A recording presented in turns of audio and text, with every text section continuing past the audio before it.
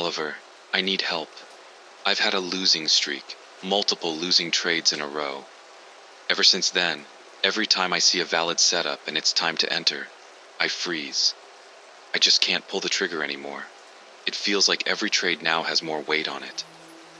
This is a very powerful ego behind this, and once you recognize it, it is a big part of the solution. And the reason why, when you're afraid to take a trade, your ego is protecting itself.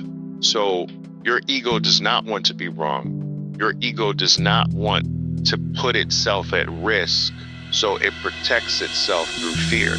And when you realize that, it should make you want to basically hurt the ego. When you realize that, like, I'm just going to take trades because I know my ego is trying to hold me back from taking trades. It should be a motivator for that. But the way you come out of a rut like that is to start taking one lot trades with a maximum loss of $50. And what you can do is take one lot trades with a maximum loss of $50. All right, that's tight, but this is just the exercise. And try to get 4 $50 losing trades in a row. That would be your $200 maximum loss per day. But try it. They say, I'm going to see if by taking trades, one lot trades, $50 maximum loss per trade. Let me see if I can get 4 $50 losses to stop me out for the day. And what you'll find is that you can't really do it very easily. And that usually gets your confidence level back up into doing trades again. Also, what you can do sometimes to get yourself out of a rut is to shrink your world. Go down to 1 or 2 tactics or 1 or 2 events. Go down to 1 location for those events, and then go down to 1 lot with those events with a $50 loss per trade. $50 maximum loss per trade.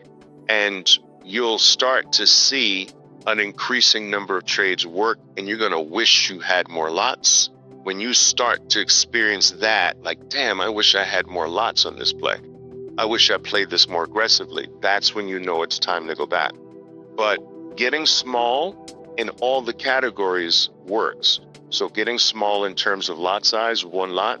Getting small in terms of maximum loss, $50, that's the lowest I would go. That's the lowest. Do not have a maximum loss less than 50. So get small in terms of lots. Get small in terms of your max. Get small in terms of your events, 1 to 2. Get small in terms of the locations you play. 1 to 2, but 1 is the best. And when you get small across the board like that, fear declines. Also, success tends to show up more readily. This brings your confidence back. And remember, you don't go back. So, for instance, you don't increase. The first thing you should increase when you're coming back is lots, then max, then events, then location, in the same order. So you don't necessarily come back all at the same time. So when do you know when it's time to go up? When you start feeling like, damn, I wish I had more lots. Okay, now, not just once, you need that several times, and preferably in a row. Like, oh, shoot, man, I wish I had more lots. This would have been double the profits or whatever. That's when you know it's time to go back up in lots.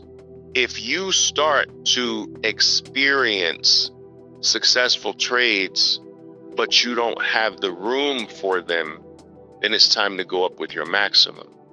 If you start to see a lot of money being missed because you chose as your event elephant bars, but you see tail bars that are delivering tail bar plays that would have been yours if you were playing them, then it's time to start adding events.